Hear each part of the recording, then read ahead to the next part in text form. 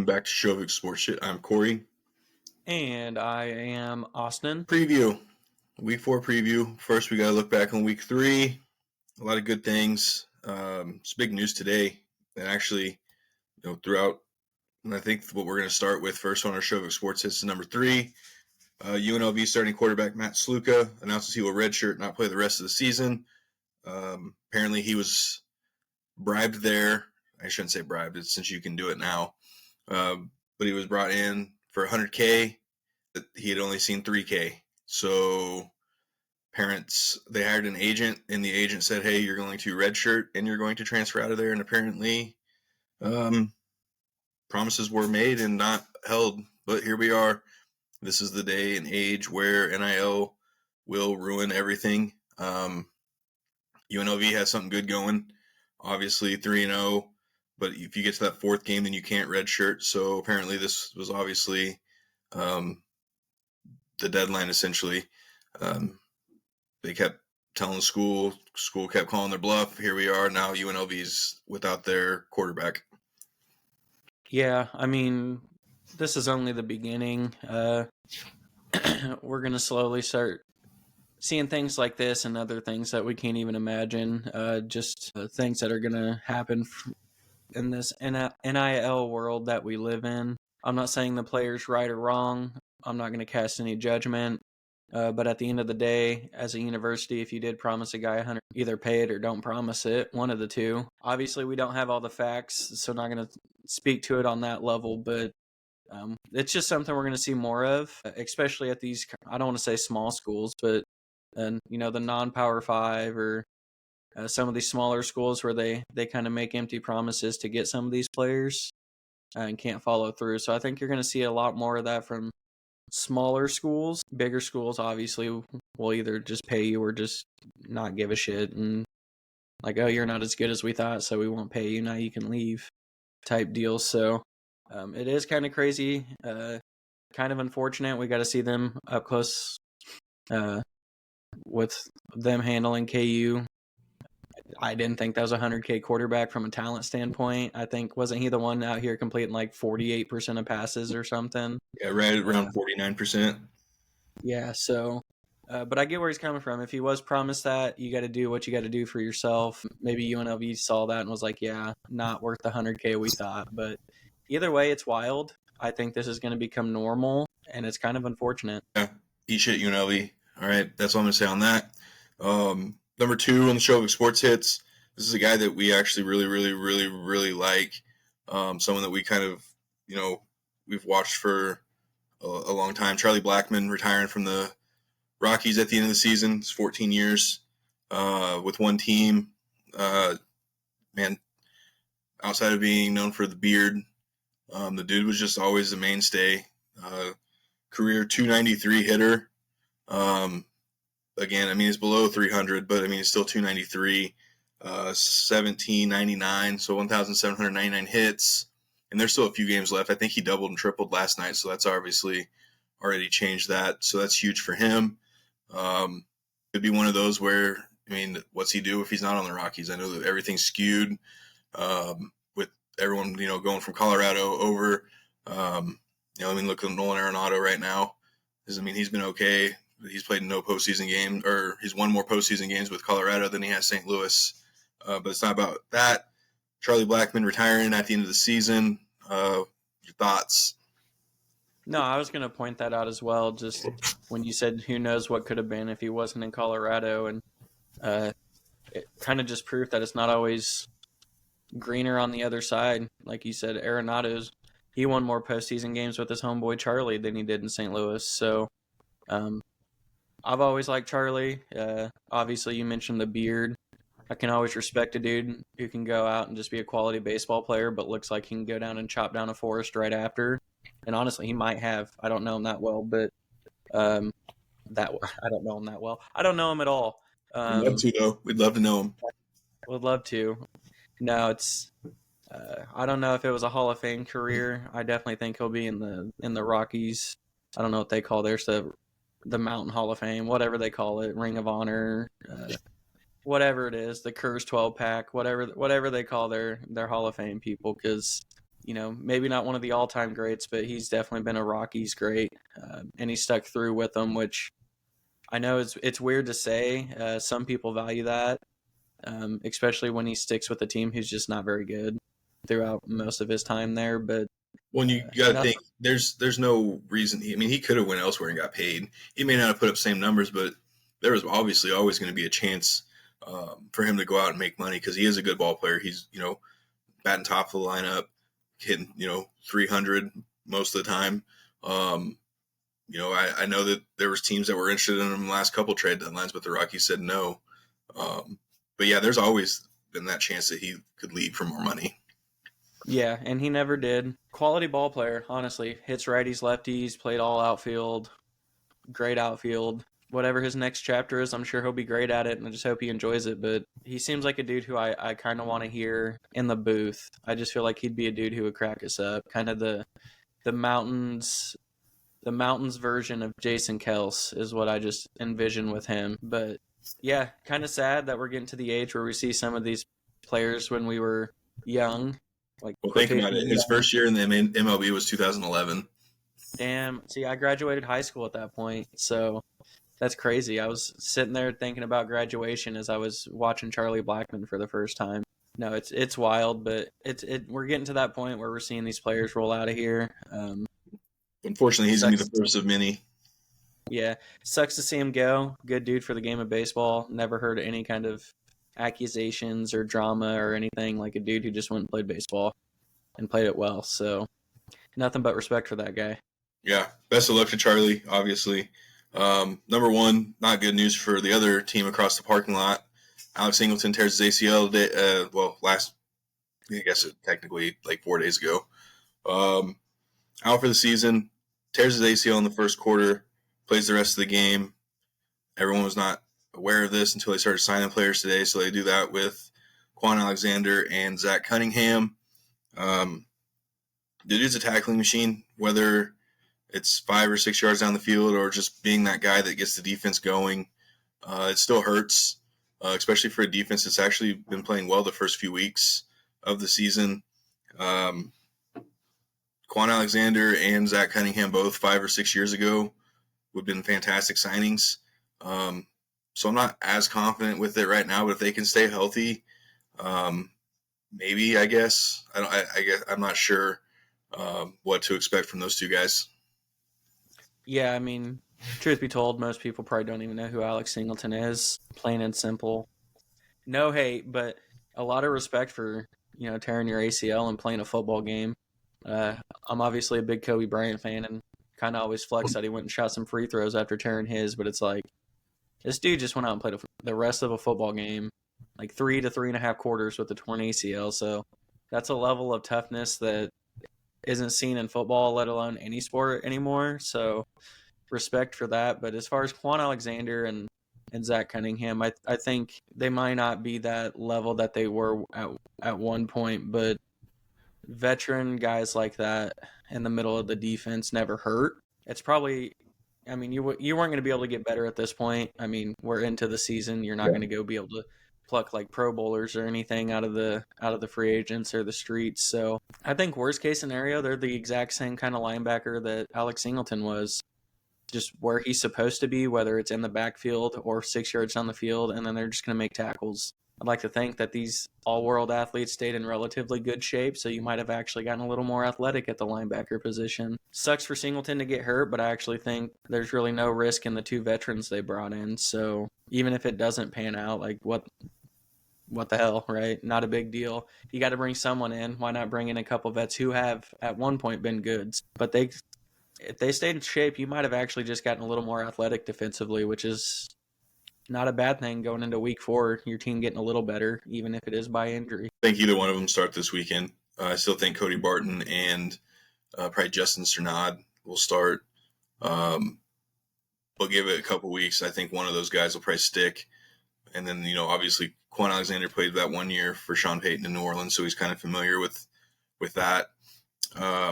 Speedy recovery for Alex. Sucks that he has to tear his ACL. That's 150 plus tackles that we have to replace. So that's going to wrap it up for Shovick Sports Hits for this week. Those are the 3 stories. Now let's kind of move on. Week 3 review. We'll start with the Chiefs, just because they're the ones who obviously are undefeated. Finding ways to win, right? Like, I think Collinsworth even said in the fourth quarter when Bolton shot through the gap on that god-awful play call. But Nick Bolton shot through the gap, and on the Chris Collinsworth even said championship teams, that's a championship play. That's what other teams are striving to be.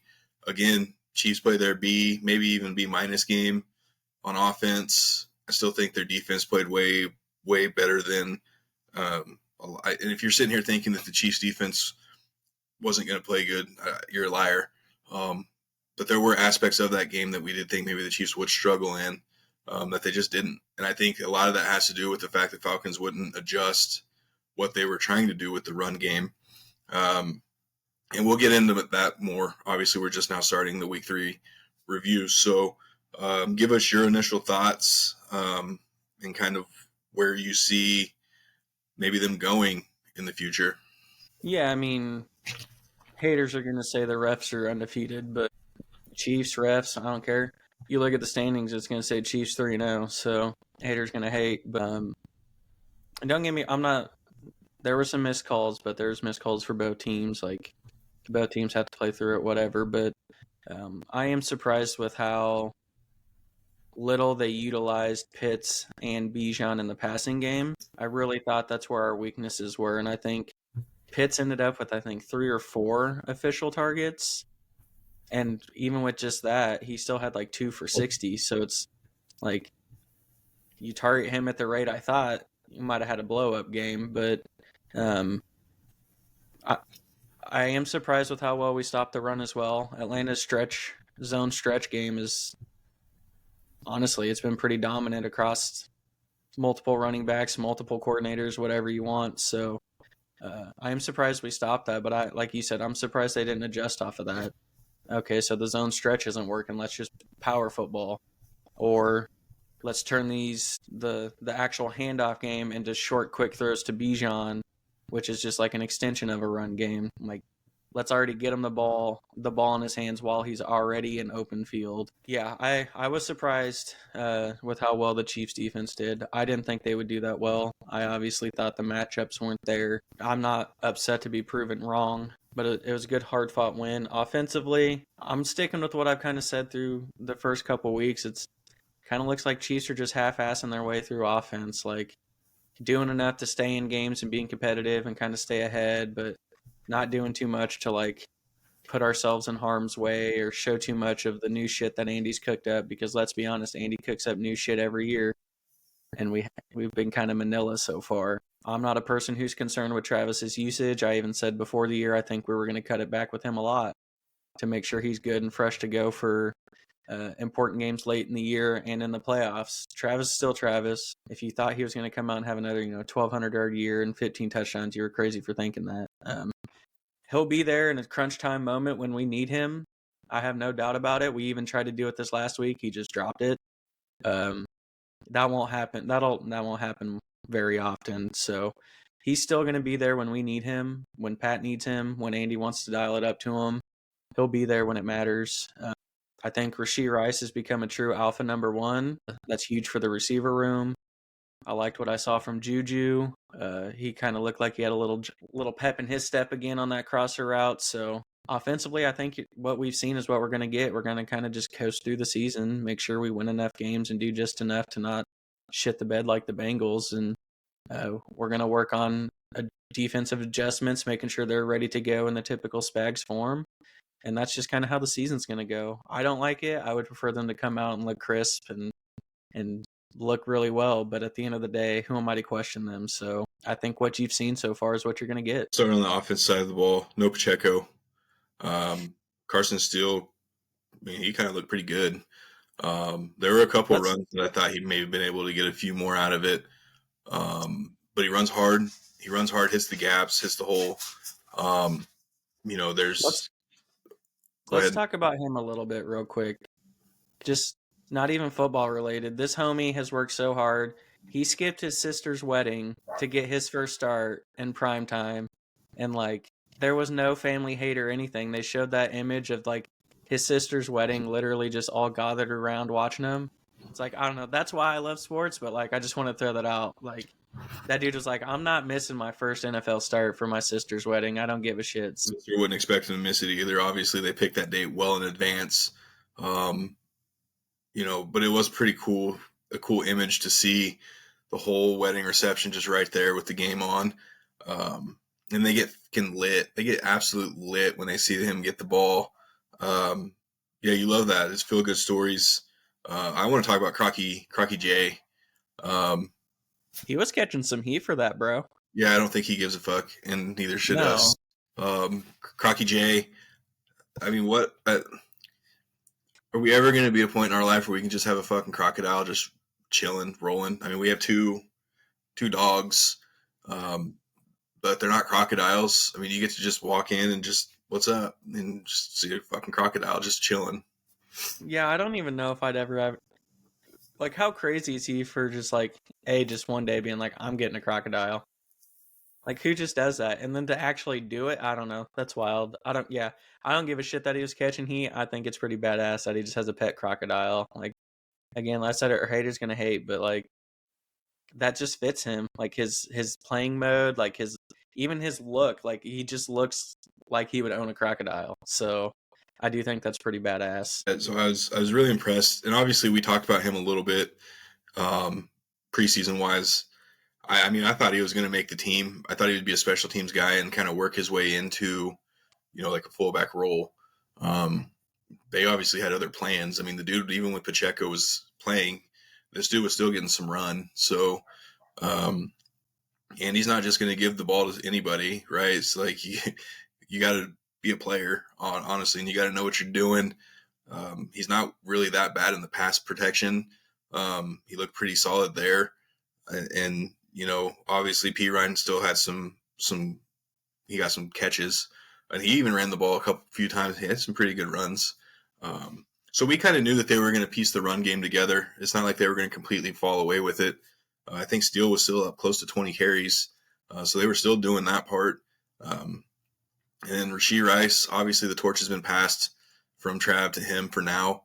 I think as you still get the season going further into the season, and you really get into crunch time, cold weather situations, and you need that 3rd and 5, 3rd and 7, even like a 3rd and 11, it's going to be Trav running right, and sitting in the zones. Even as a non-Chief fan, I'm not at all concerned with what the 87's doing. I know some of you fantasy people that have him might worry, but yeah, I don't think the Chiefs are at all concerned about that. So let's go over to what the Falcons didn't do. That fourth quarter, Kirk was having his way throwing the football, right? Outside of the 50-yard bomb that he had to Kyle Pitts, Drake London was still able to get open a few times. That's why I was a little confused on that 4th down play. You set up in an old wishbone. You had the 2 backs. Everyone knew what you were doing, right? It's not like Kirk Cousins is going to just sneak it from 3 yards out. Not even like a misdirection type. It's like, we're just going to run your straight. You're going to go outside. Absolute garbage when you could have easily continued to throw the ball. I think some of the Chiefs corners look vulnerable, obviously. We knew that, and we had talked about that going last week about who's going to be those, 2nd and 3rd corners. Justin Reed played a hell of a game, honestly. There was a couple of huge tackles he made. So what do you make of the fourth quarter for the Falcons, and more specifically even like that final drive? Yeah, I think I mention it every time we watch a football game together, and it's not even the Chiefs-Falcons games. Like, teams just need to start kicking fucking field goals. Plain and simple. You can blame the refs and everything you want, but if Falcons just kick field goals, Chiefs are going to be down by a shit ton of points by the time that fourth quarter rolls around. And same thing with the Eagles. Like, they're at the 20-yard line. They're like, oh, we're going to go for it, and then they don't get it. And it's like, if you would have just taken your 5 field goals throughout the fucking game, you'd have a couple more touchdowns worth of points on the board.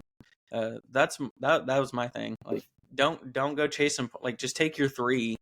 It's the first quarter. I know you want to be aggressive, but like, take your 3. You take that field goal.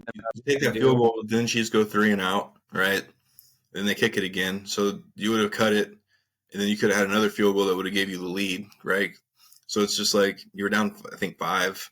So yeah, my math adds up. 3 plus 3, that equals more than 5. So Yeah, and it's one of those. It changes everything, and I know there's a fine balance and everything's so analytical, but at the end of the day, like, give me the points, plain and simple. There are times and moments to be aggressive. You know, if you have to choose between a 4th and short and like a 58-yard field goal, that makes sense. If it's 4th and short and I'm choosing between going for it and a 32-yard field goal, give me the points, like, plain and simple. I've never I know everything's a numbers game, and this, you plug everything into a computer and it tells you to go for it, so you think you should go for it. Just kick a field goal. Andy kicked field goals. Andy almost always, he picks and chooses, like I said, but like, he usually, for the most part, kicks his field goals. yeah, he's We're always not gonna, trying to yeah, take he's points at always the going end. to take the points. He's always been on that boat of I'm going to take the points, but he knows, right? So it's Yeah, there are times where he goes for it, where he trusts his quarterback. He has confidence in the play he has selected, and he'll choose to go for it when necessary. But like, just take your points. I don't know. That's one thing, but you're not wrong. Chiefs have proven to be pretty good against the run this year, and the secondary has been suspect, uh, definitely in that fourth quarter. So I do think that was an odd play call. I get it to a certain extent, where game on the line, you want to get it in your best player's hands. That is Bijan, uh, but be a little more creative. That's like a Nathaniel Hackett call that I saw. Like, nothing went into it. Everyone, once we saw the formation, you weren't going to turn and hold it to like a fullback. You weren't going to give it to Algier. Kirk wasn't going to do a bootleg and run for the first. Like, once you see that formation, you knew what was coming. The ball in Bijan's hands. yeah. So I unfortunately can't have any Nathaniel hate right now. That's obviously Denver going against him this weekend. So I got to keep everything positive. So Sky Daddy, football gods don't come back and haunt, right? So right. Well, and I didn't even think about it. I just, in my head, I was trying to think of a shitty play caller, and I mean, he was the first one that came to mind. So that's my bad. I don't play the Jets this week, so it's whatever. But yeah, it's one of those where, some people blame the refs. Me, I think the Falcons could have taken points and done better play calling. At the end of the day, it was still a really good football game. I still think the Falcons are a pretty good football team, and what's shaping up to be an okay competitive division.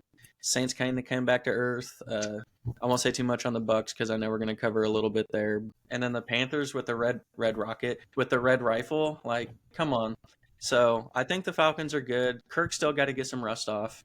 He is coming off a major injury. I wish the fans could look beyond the officiating, and for both teams across the board, I wish they could look past some of that stuff and just enjoy these good football games that we've been getting in prime time for the most part. I know scoring is down, so everyone's just all rah-rah about it. I think it's because defenses are getting a little better, and that makes me happy. But I think I was glad for a good football game. I picked the Chiefs to lose, so I'm glad we were able to come out with a win on a tough road game. But it was a good football game. I'm not upset if most of our primetime games end up like that. Not just the Chiefs, but across the league. It's going to make primetime games worth watching again. So at the end of the day, I think the Falcons, they'll be just fine. Chiefs, they're going to keep coasting. That's really my review on that. I'm just glad that there's good football going on. Kirk was actually putting some dick behind some of his throws, so it's getting there. And he even admitted before the game, hey, we're still learning about each other. Ideally, you'd like to think it's not going to take him much longer to realize that you can probably throw the ball 50 yards down the field to Kyle Pitts most of the time. But bad misses of Drake London. But I think some of those are on the receiver too. They haven't played a lot together. Yeah, so he's still learning on where the coverages are, right? So Kirk sees it, but he can't just sit there and, hey, right there. Okay, they're not going to cover you. I'm going to throw it to you now. So I mean, it's stuff that they'll learn. Yeah, man, and we even talked in the offseason about this was a huge pickup for the Falcons. Then we questioned why they drafted Michael Penix, but I think it's going to be sooner rather than later, and it's not going to be this year. But they show him on the side, and he's front and center watching everything Kirk's doing.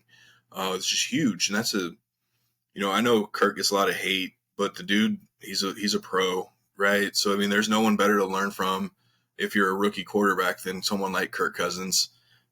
And the most important part, Kirk is a dude who keeps getting guaranteed contract after guaranteed contract. So I don't understand any of that hate. Like, the dude's fixed the system. He goes out and plays pretty good quarterback position, and the dude just keeps getting guaranteed money. So I don't know where the hate's from, honestly. No, they're gonna get it figured out. I think that division did just get a little. I mean, we already knew that division was going to be tight just because it's the NFC South, and our thing was they just weren't going to be as good. Well, I think maybe that might have shifted a little bit with the Falcons and maybe the Saints. The Bucks and Panthers will still, figure that out. But if Andy Dalton keeps going out and throwing for 303 touchdowns, I like their chances. Not in a couple weeks. Denver plays them in a few weeks, and then obviously they play the AFC West. So we won't get too far into that. But so let's talk about the Chiefs' defensive side. A couple weeks we've been calling Nick Bolton out a little bit, and I know that you kind of did when we were watching the game Sunday night. You got to be on the field, right? He hurt his back. We get it.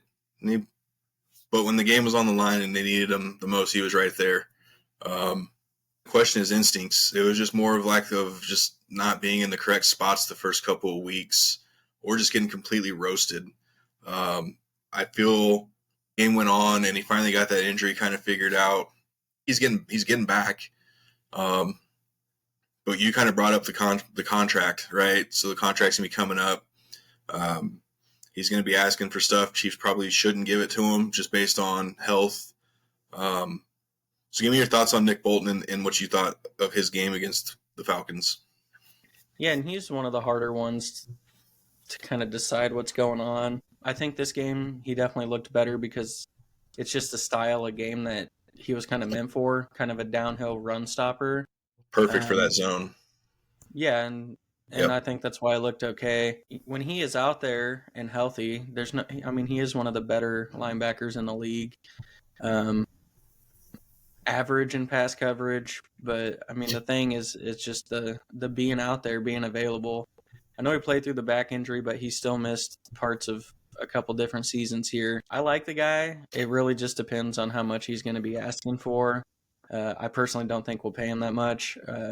We gave Tranquil a little bit of a contract to kind of be a mainstay for a few years. But outside of that, we've just been kind of doing a rotational linebackers. Let one guy go and everyone slides right on into their next spots. And we kind of talked about it where this next draft class is absolutely loaded with inside or off-ball linebackers. It's not so much as hate as it is just what I think Chiefs would do from a business standpoint. I think he's going to be gone. We're going to draft one of these linebackers in this class.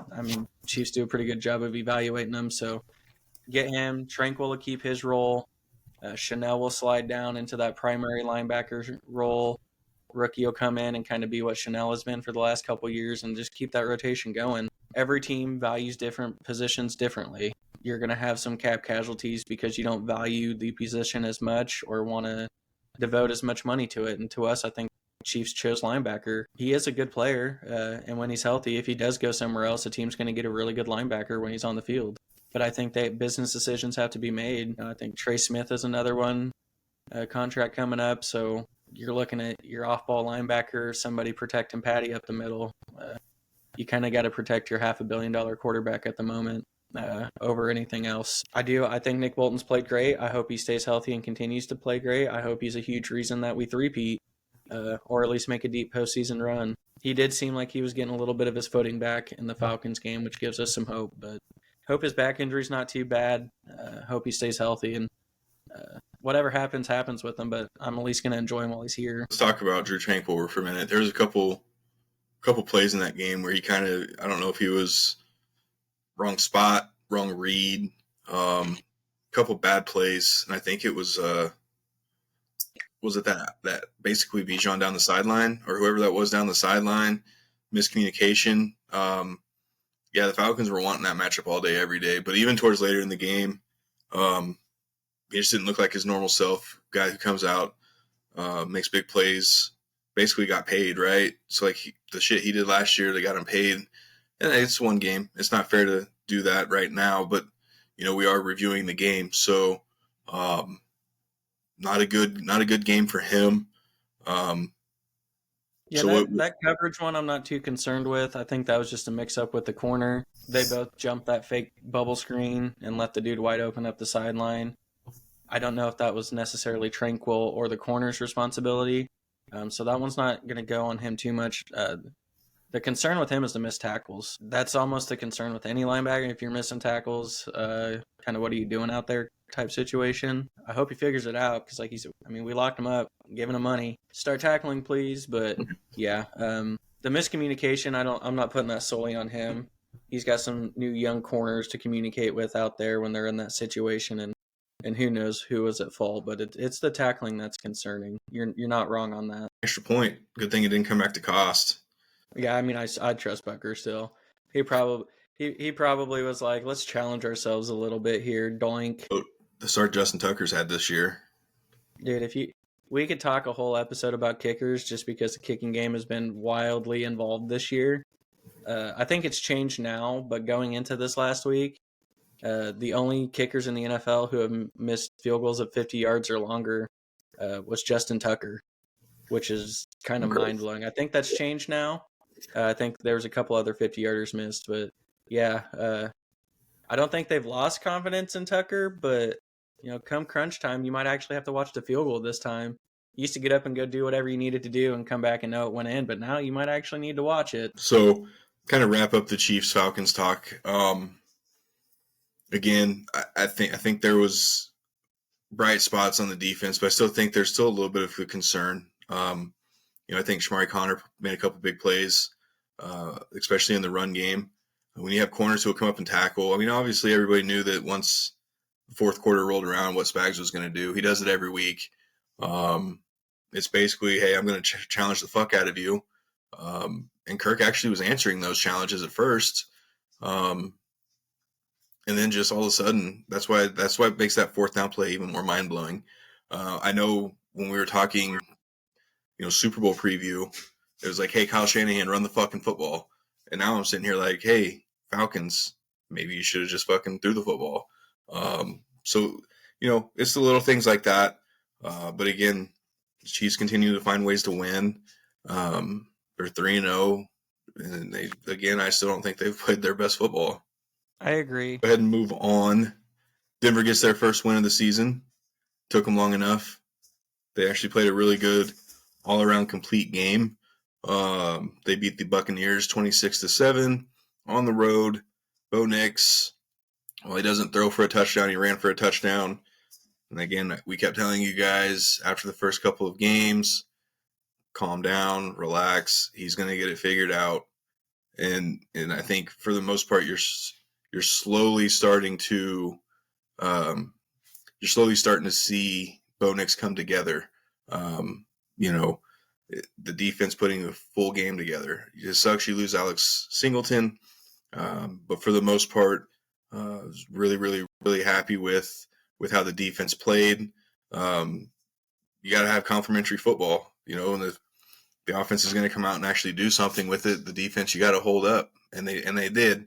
It's not like the Buccaneers' offense is not good. Baker's been playing really well. They had the two receivers, Bucky Irving, which is weird because it's supposed to be Rashad White, bitch. Killing my fantasy team, man. All jokes aside. But it was nice to see Denver finally get something going in the run game with Tyler Bidet, which is how I guess he wants his name pronounced, weirdly enough. 9 carries, 70 yards for him. Keep it going. That's the name of it. Don't be happy with just one. You got a tough road game in New York this weekend against Aaron Rodgers, not Nathaniel Hackett, Aaron Rodgers, and two really, really good running backs. Let's not forget about that. So what was your kind of initial thoughts on Denver's weekend and their first dub against Baker Mayfield? Plain and simple, it was just fucking stupid. That's about the most expert analysis I can give. I think it made things a little easier for Denver. They do have some talent defensively. I think they have a good D coordinator too. Hatred aside, obviously. It's a little easier to game plan for a team when they're one-dimensional. I'm not saying the Bucs don't run the football, but they don't really do anything fancy with it, and it's not very effective. They do have to figure that out. their receiving core and Baker, they're good people, but everyone has to have at least a little bit of a run game. You don't have to be dominant, but you have to have something. Even the Chiefs have to, even they have a little bit of a run game. Like teams have to have a run game. With that said, Denver came out and executed. I don't think it was anything special or fancy, but they did their job. Looks like the game plan was good and they executed it. Bo Nix, I think every game, just like every other game, he's looked very composed. It didn't look too big for him, and he just went out and just did what he was supposed to do. I know people get excited. You see Jayden Daniels out here just balling out and think that's what everyone's supposed to do from day one, and that's just not the case. Week over week progression. Does he look overwhelmed, overmatched, uncomfortable? I haven't seen any of that with Bo Nix. I just see a very composed quarterback who's still kind of going through the motions. I think, you're not going to win like this every week, but it is a building block. It's something to be happy that you saw, to know that it is in not just him, but the entire team to put a game together like they just had. I'm still not ready to crown them like AFC champions or anything, but I do think this week was a huge step forward. Any road game's tough, but when you have to travel clear down, honestly, any corner of the U.S., but anytime you got to travel down to Florida, no matter where you're coming from, it's a tough road game. Yeah, I mean, I still hate Denver. I still think they're a little bit away from being a true, I don't want to say football team, because, I mean, they're still better than probably 10 to 15 other teams who have been dog shit, but I don't know. I don't want to say it's time to like fully be hopeful and everything as a Broncos fan, but just be happy that you saw something that looked like just a full, complete football team, something to build off of. You hope Sean Payton's smart enough to take all the good away from this game and kind of find a way to build off of it. So huge win. Like you said, all aspects of your team, all three phases. It wasn't, offense didn't dominate, defense didn't dominate, special teams didn't dominate, but they all did really well. Yeah, and I think when you're watching the game, there were no different routes, right? The back shoulder to Court. There was a couple down the sideline to Josh Reynolds. They threw that shit the first 2 weeks. Those guys just dropped it. It's like nothing was different, right? Sean's still going to trust his own stuff, and you're still going to have to let your rookie quarterback learn. And, I do think they still adjusted a few things. They didn't go in completely doing the same stuff, but they went in adjusting. Saw a lot more of the read option game. I'd prefer them not use that often, but it is a good weapon to have. There were a couple big-time pulls that he had that he ran. Touchdown on one of them, obviously, and another one was on a huge third down play. Yeah, they're not close, but I want to keep seeing it each week, build it up. I'd like to see him throw a touchdown pass. I think that would be great. 3 rushing touchdowns. Okay, cool. You're not a running back, though. Let's go over to the defense side of the ball real quick. Brandon Jones had a really good game.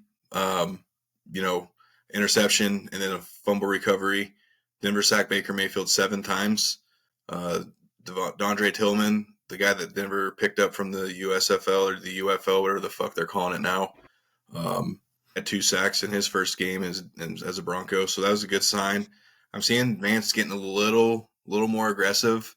I hope it was just something that he saw against the Bucs, and I hope he picks and chooses. I as much as I love being aggressive, I don't want it to be one of those where you're trying to Rex Ryan it or hardball it and do cover zeros and blitz all the time when you shouldn't. But dude, this defense, another year of pretty decent defense. Yeah, and I think we've even mentioned that through the first few weeks of the season, even with the offense trying to get their footing and their rhythm. The defense and special teams in the other phases were able to keep those games competitive. And this week was no different. The defense, for whatever reason, decided to really take Mike Evans out of the game. Pretty stupid if you ask me, but it is what. But yeah, I mean, Denver, even during their bad years, they still had a pretty quality defense. It was just they were on the field so much that by the end of the game, the numbers were kind of bloated. For whatever reason, Denver's one of those teams who always just have a decent defense. This year's no different. They could very easily be a 500 team if the offense does get rhythm. Because at this point, we're a few weeks in, we've seen the defense. they're good. They'll keep you in games. Every team has at least that one or two hiccups on every offense, defense, whatever. You'll see that. But for the most part, good defense. And if the offense figures it out, they're going to be in competitive games most of the weeks. At it myself. So we just talked about the Chiefs-Falcons. What kind of fan would I be if I didn't bring up Justin Simmons picking off Patrick Mahomes? Move on. Awesome job by Justin Simmons. Back to the Broncos. Yeah, I agree, but I think that they made enough moves up front in the offseason with John Franklin Myers and Malcolm Roach to go along with Zach Allen's ridiculous start to the season. Again, losing Alex Singleton hurts, but I think our front's good enough to where if we can get by with just doing 4-man fronts and getting pressure, which I think they can, that's huge for like Pat and McMillian, those guys in the secondary, as far as like manning up and matching up. It's a little different with the Jets this week. Aaron Rodgers is notorious with the back shoulders, on top of being able to have that two-headed monster in the backfield. Braylon Allen's no joke. That dude can run the football, and he's going to hit you. So just be ready to tackle on that. But yeah, again, good win. Love to see it. A lot cleaner as far as the operation goes, which was one of my things I wanted to see last week when we were talking. I wanted to see cleaner. I wanted to see break a huddle with plenty of time to make your right reads, checks to your next play if needed. So again, get better this week. Do the exact same thing and see how you can build off of it. And let's go get another dub on the road before we get Las Vegas and the Chargers in the next couple of weeks. Yeah, I personally hope they don't win anymore, but we'll still review them every week. I'll still try to give an honest opinion. I'm still trying to recover from you taking that low blow with Justin Simmons. I mean, I know we talked about it last week where he's been the one dude to pick off Patty the most, and he struck again. But yeah, Denver still looks light years better than like the Panthers and Giants, even with the brand new rookie quarterback. Denver will be okay as long as Bo Nix can keep progressing. You got to be excited for not necessarily this year, but for the next couple years. Because I mean, sometimes you just see a guy and like if he can progress like he's supposed to, he's going to be a really good player. And that's kind of what I see with Bo Nix. Like he's not lighting it up yet, but you kind of see all the attributes there of a really good quarterback in the making. And that's where it starts. Quarterback. Absolutely. So obviously the Chiefs have the Chargers next week or this weekend. Denver has the 2-1 New York Jets in New York. So I want to jump into this real quick before we make our fantasy busts and sleepers of the week. We're talking rookie quarterback. Let's talk about the real deal, Jayden Daniels. So let's take a step back real quick and think of last year. Bryce Young gets to go number 1 overall. CJ Stroud gets taken very next pick. Okay, I'm not saying that's a similar situation here, but it's starting to kind of look like it. And what do I mean by that? The dude just went on the road to Cincinnati, which on prime time, I mean, Cincinnati's, okay, they're not like dominant, but the dude only had like 2 incomplete passes, and he just absolutely shredded this defense. He could run. He was dropping absolute fucking dimes, and finally getting Terry McLaurin involved. Dude, if he's starting to get Terry involved, it's the real thing. Yeah, and I think it was I'm not even calling by name because they don't deserve it no more, but you had that Bengals cornerback who was like, yeah, they run a pretty good college offense. It's nothing special. And then you come out and give up like a fucking 40-piece. Like, yeah, shut your mouth and just play football next time. But from the start, like they were dominant from the start. Yeah, and I want to kind of just touch on Jayden Daniels as his entire season so far. The dude's completing almost 81% of his passes, which would shatter a record. I just want to can he keep the pace? I don't know. He might be able to, but he's completing 81% of his passes, yet to turn the ball over, which means he's making smart plays. He's not putting the ball in harm's way. I would like to see him take a little bit less punishment because he does run. But I mentioned it with Bo Nix, where sometimes you see a player and you're like, this dude has it. I know before the season, we both were really big Jayden Daniels fans. But when you watch him play, he 1000% just has it. And I think just seeing how little that moment didn't affect him at all, facing just that Not a, all-out pressure on the road, dude breaking him in half as he's throwing the football, and literally, it's better than a dime. I don't know what that term is in football talks because we usually use the word dime, but whatever that pass was at the end when he was getting broken in half and just laid it in the breadbasket to Terry, that's kind of when you realize, like, all right, you've been looking pretty good, but then you see that and you're like, the sky's the limit for this guy. I mean, we talk about it, the pairing of Andy and Patty being perfect. The pairing of Daniels and Kingsbury, this is what the Cardinals thought they were getting with Murray and Kingsbury. But what you see so far, there's no reason to think it's a fluke. There's no reason to think it won't be better.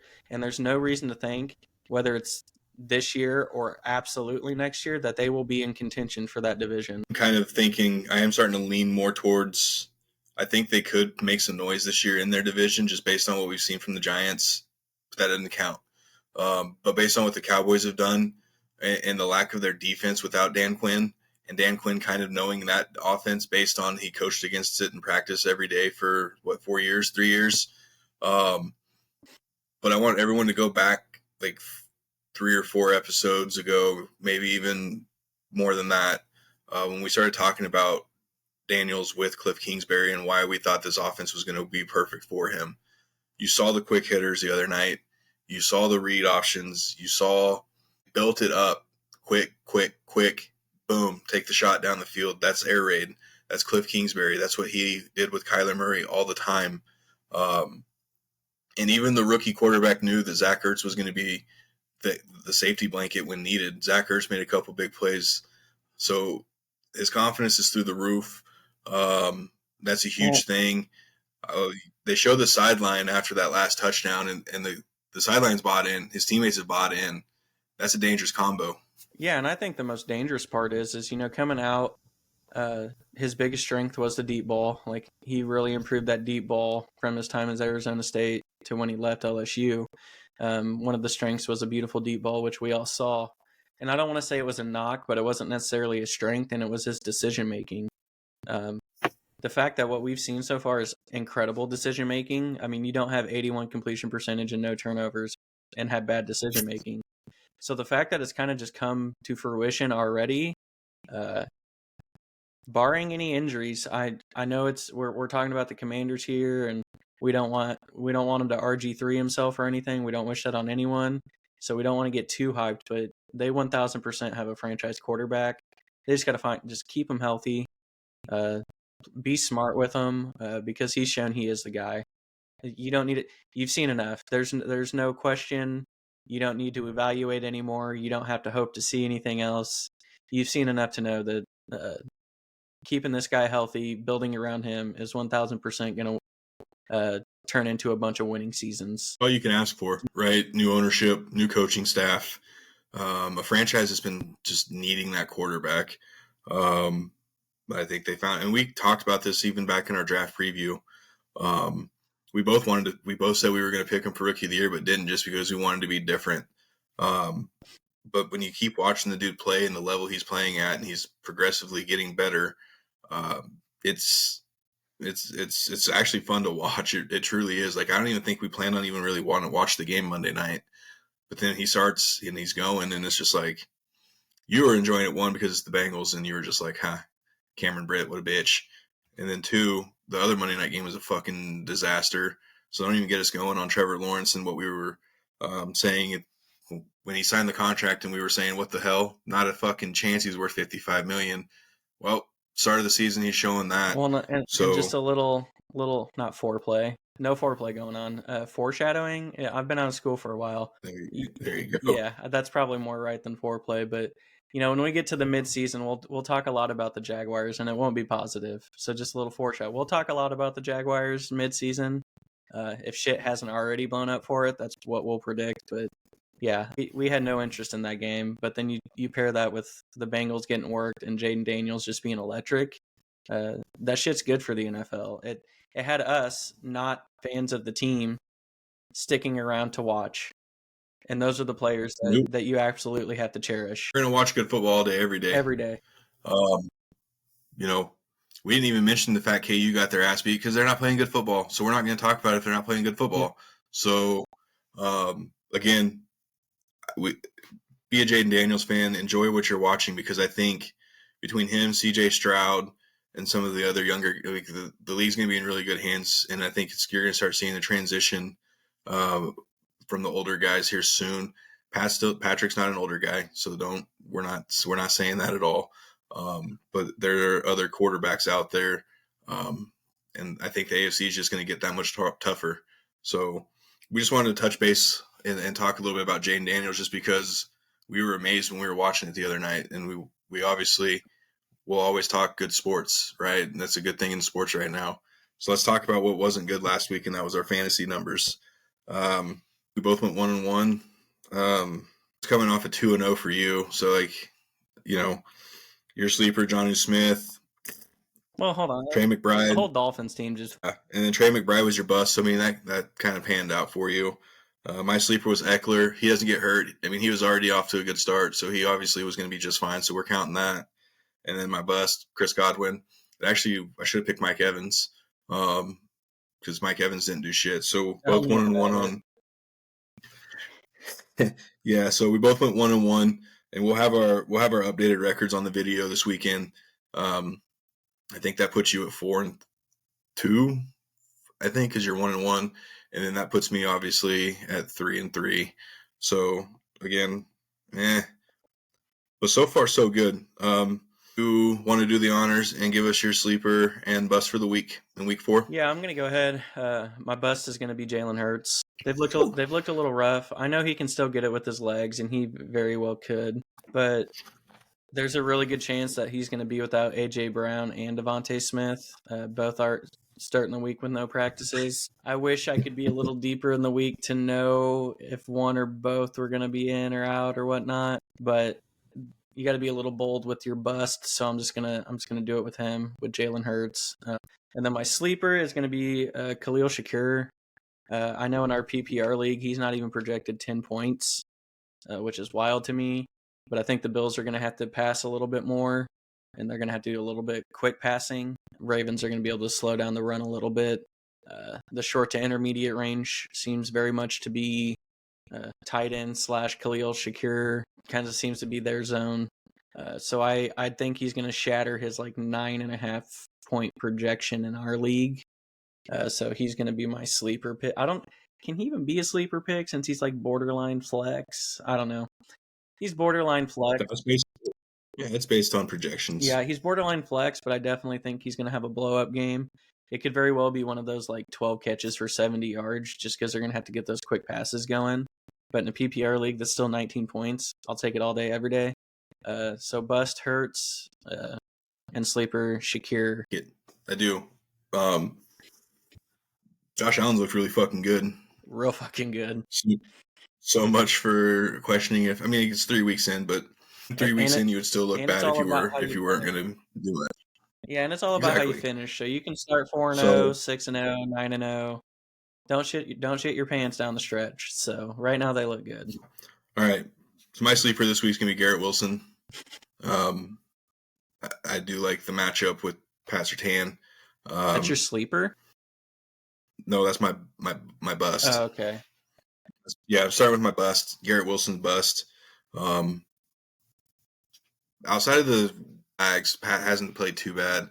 Some of those flags are obviously but we'll see. So he's projected in our Yahoo 14.3. So I don't think he's going to do that. So again, fuck the Jets this week. Fuck the Jets. So that's going to be my bust. And then my sleeper is actually going to be Jerry Jeudy. I think they're starting to get him a little bit more involved in the passing game a little bit. I think it helps with Amari Cooper, and I think you saw it last week too. Amari had a really big game, but I think it opens it up just a tad bit more. Yahoo has him projected at 9. I think he's going to be a little bit higher than that. I like the matchup with the Raiders. It's the Raiders. So give me Jerry Jeudy for my sleeper pick this week. Yeah, they just got mauled by the Panthers and Andy Dalton. So yeah, we probably could have did a whole episode. If he can't perform this week, then like you're just toast. Man, we honestly could have sat here and did a whole episode of just Raiders and just making fun of them. And two, we could have probably did a whole episode on the Cowboys with the Raiders, because again, not a good start for the Cowboys.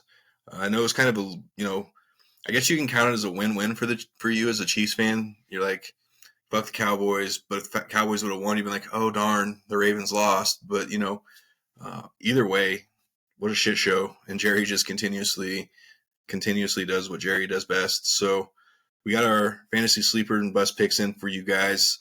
Make sure to find us on Apple, Spotify, and iHeartRadio. Videos go up on the weekends on YouTube at Shovick Sports. Find us on Instagram. Give us a comment, follow us, and give us your questions.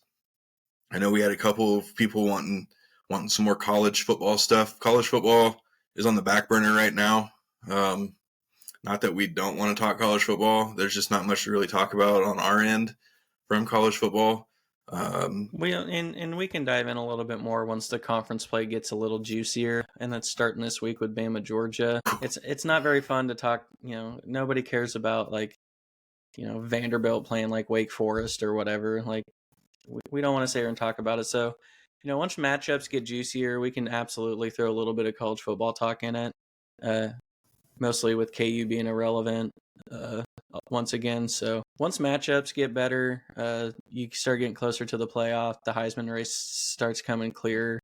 We can absolutely include a little bit of college football. Once they start coming out with the college football rankings, you'll start seeing us probably put some of those segments in just so we can kind of break down and see who's that team that's, back and forth on the outside and who there's going to be a team left out. We know that, but who? So we'll dive more into that later on. We haven't completely forgot about college football. It's just, we love college football. We watch more college football than we do NFL football, really. So we'll bring it to you guys. And then next week, we will do the same thing as we did this week. We'll do a week 4 review and a week 5 preview. Thank you guys for tuning in. We'll talk to you next week. Act frozen, but it's stopping right now. Is yours stopping? Nah, it's still going. It stopped in the middle, though. See that? Right as I was getting ready to stop, I was like, oh, shit. All right, I'll come up in a second. Okay. Do I need to leave?